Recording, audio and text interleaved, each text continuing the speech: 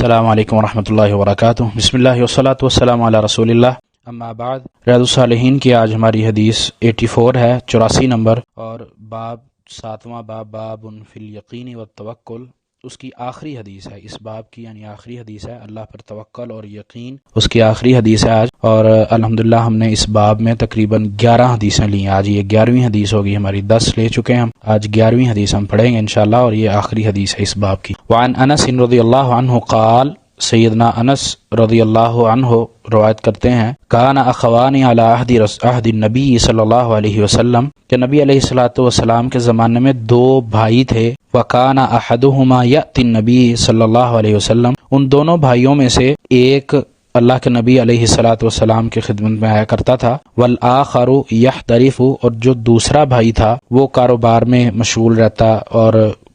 روزگار کرتا، وہ کمائی کرتا یعنی۔ فشکل محترف اخاہ للنبی صلی اللہ علیہ وسلم، تو یہ جو بھائی اس کا بزنس کرتا تھا یا تجارت کرتا تھا، کاروبار کرتا تھا، روزی کماتا تھا، اس نے اپنے دوسرے بھائی کی جو نبی علیہ الصلوۃ والسلام کی خدمت میں آیا کرتا تھا اس کی شکایت کی اللہ کے نبی علیہ الصلوۃ والسلام کو۔ فقال، تو آپ علیہ الصلوۃ والسلام نے فرمایا، لعلک ترزق بہ، کہ شاید اللہ تعالیٰ تجھے اس کی وجہ سے روزی دیتا ہو۔ رواہ الترمذی باسناد صحیح علی شرط مسلم، یہ امام ترمذی رحمہ اللہ نے اپنی کتاب میں یہ حدیث نقل کی ہے، اور اس حدیث کی اسناد وہ امام مسلم رحمہ اللہ کی شروط پر صحیح ہیں۔ اور اس میں امام صاحب پھر لفظ یحترف کی تشریح کرتے ہیں، کہتے ہیں یحترف کا جو معنی ہے وہ ہے یکتسب و یتسبب، یعنی یحترف کے جو معنی کمانا یا اسباب و وسائل اختیار کرنا ہے۔ نبی علیہ الصلوۃ والسلام کی اس حدیث میں ہمیں سب سے پہلی چیز کہ اللہ پر توکل ملتا ہے، دوسرے اس میں کہ اللہ تعالیٰ کی مشیت ہے، اللہ تعالیٰ کا نظام ہے کہ اللہ کسی کو کسی کی وجہ سے بھی رزق دے سکتا ہے، اللہ کا کوئی پوچھنے والا نہیں ہے، یعنی کسی کو کسی دوسرے کے لیے سبب بنا سکتا ہے۔ مثال کے طور پہ اگر ہم اپنی عملی زندگی میں بھی دیکھ سکتے ہیں، اپنے معاشرے میں بھی، کہ کوئی کسی کی مدد کرتا ہے تو وہ اللہ کی طرف سے یہ دراصل مدد ہوتی ہے، اصلاً وہ اللہ کی طرف سے ہی مدد ہوتی ہے۔ مثلاً کوئی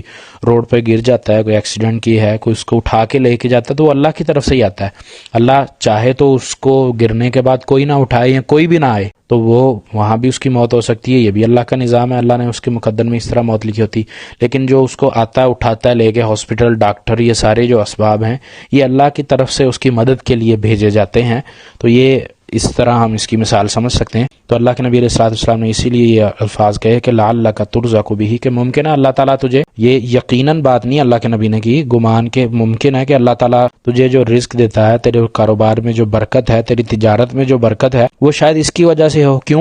کیونکہ وہ میرے پاس آتا ہے، اللہ کے نبی علیہ الصلوۃ والسلام کی خدمت میں وہ بندہ حاضر ہوتا تھا، وہ صحابی، تو وہ تعلیم کے لیے اللہ کے نبی علیہ الصلوۃ والسلام سے دین کا علم سیکھنے کے لیے آیا کرتا تھا۔ اس کے پاس یہ رغبت ہوتی تھی کہ میں اللہ کے نبی علیہ الصلوۃ والسلام کی خدمت میں زیادہ حاضر رہوں، زیادہ سیکھوں، زیادہ اللہ کے نبی کی تعلیمات لوں اور ان پر عمل کروں۔ تو اللہ کے نبی علیہ الصلوۃ والسلام نے اس کو ایسا منع بھی نہیں کیا، اور پھر جو بھائی کاروبار والا تھا اس کو بھی کاروبار سے منع نہیں کیا، بلکہ یہ کہا کہ آپ بھائی ہو، ایک دوسرے کی مدد کیے جاتے ہو۔ پھر اس حدیث میں جو آج کل ہمارے معاشرے میں عام چیز پائی جاتی ہے کہ لوگوں میں یہ رجحان نہیں کہ ہم اپنے بچوں کو دین کی تعلیم دلائیں یا دین کی طرف لے کے جائیں، یعنی مختصر اگر ہم یہ اس طرح سمجھ لیں کہ دین کی طرف رجحان نہیں ہے۔ آج اگر ہم دیکھیں تو بچہ چھوٹا، اس کو کوشش ہوتی ہے ہم اچھے اسکولوں میں تعلیم دلائیں، اس کو بزنس کروائیں یا اس کو ڈاکٹر یا انجینئر یا اس طرح کی کسی بڑی فیلڈ میں جس کا بارے میں ہم سوچتے ہیں کہ ہاں اس کا دنیا میں فیوچر جو ہے وہ کل کو اچھا ہونا چاہیے، کل کو اس کا معاش اچھا ہونا چاہیے، رزق روٹی اس کو اچھی ملنی چاہیے،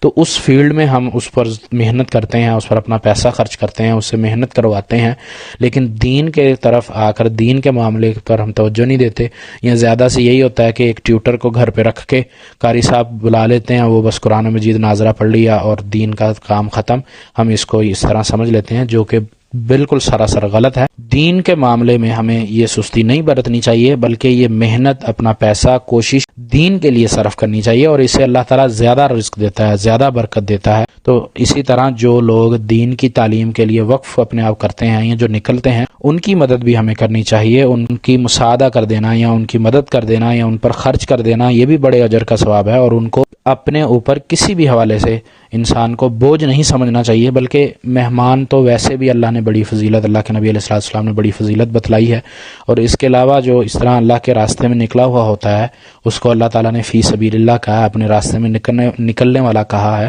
اور اللہ کے راستے میں جو نکلا ہوتا ہے اس کی بندہ کسی بھی طرح سے مدد کرے، اس پر خرچ کرے، اس کو کھانا کھلائے، اس کو پہنائے، کسی بھی حوالے سے مدد کرے، تو یہ اس کا صدقہ تو ہے ہی ہے، اس کے اوپر سے تو بلائیں ٹلتی ہیں، لیکن اللہ تعالیٰ اس کو اس کا نعم البدل بھی دیتا ہے، اس کے رزق میں اضافہ کرتا ہے، اس کے اوپر کوئی برائی آنی ہوتی ہے، کوئی مصیبت ہوتی ہے، اللہ تعالیٰ اس کو وہ بھی دور کرتا ہے۔ تو انسان کو اپنے لیے اس طرح کی چیزوں کو مشکل نہیں سمجھنا چاہیے، اپنے اوپر وزن نہیں سمجھنا چاہیے۔ اللہ نے جس کو زیادہ رزق دیا ہے، زیادہ مال دیا ہے، اس کو اسی طرح خرچ بھی زیادہ کرنا چاہیے۔ خرچ کرنے سے، خاص کر اللہ کے راستے میں خرچ کرنے سے، اور غرباء مساکین میں، دینی تعلیم حاصل کرنے والے طلباء میں جو غریب ہوتے ہیں ان کو پہنانے میں، کھلانے میں، عزت دینے میں، اس میں انسان کا کچھ نہیں جاتا۔ وہ ظاہراً یہی لگتا ہے کہ شاید میرے پیسے خرچ ہو رہے ہیں، میرا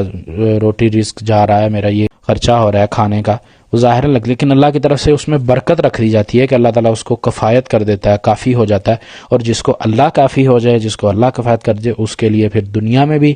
سرخرو ہے وہ، اور آخرت میں بھی اس کے لیے فتح و نصرت ہے۔ اللہ تعالیٰ سے دعا ہے کہ اللہ تعالیٰ ہمیں صحیح سمجھ کر عمل کرنے کی توفیق عطا فرمائے، اور ہمیں اپنے انہی اچھے بندوں میں، برگزیدہ بندوں میں شامل کر لے جن سے اللہ تعالیٰ راضی ہوا، اور جن کو اللہ تعالیٰ نے اپنے سیدھے راستے پر رکھا، مستقیم رکھا، اور اللہ تعالیٰ ہمیں ہر قسم کی آزمائش سے محفوظ رکھے، اور اگر ہم پر کوئی مصیبت پریشانی آنی ہے یا آتی ہے یا آ گئی ہے، اللہ تعالیٰ اس میں بھی ہماری نجات کرے۔ وما توفیقی الا باللہ، علیہ توکلت و الیہ انیب۔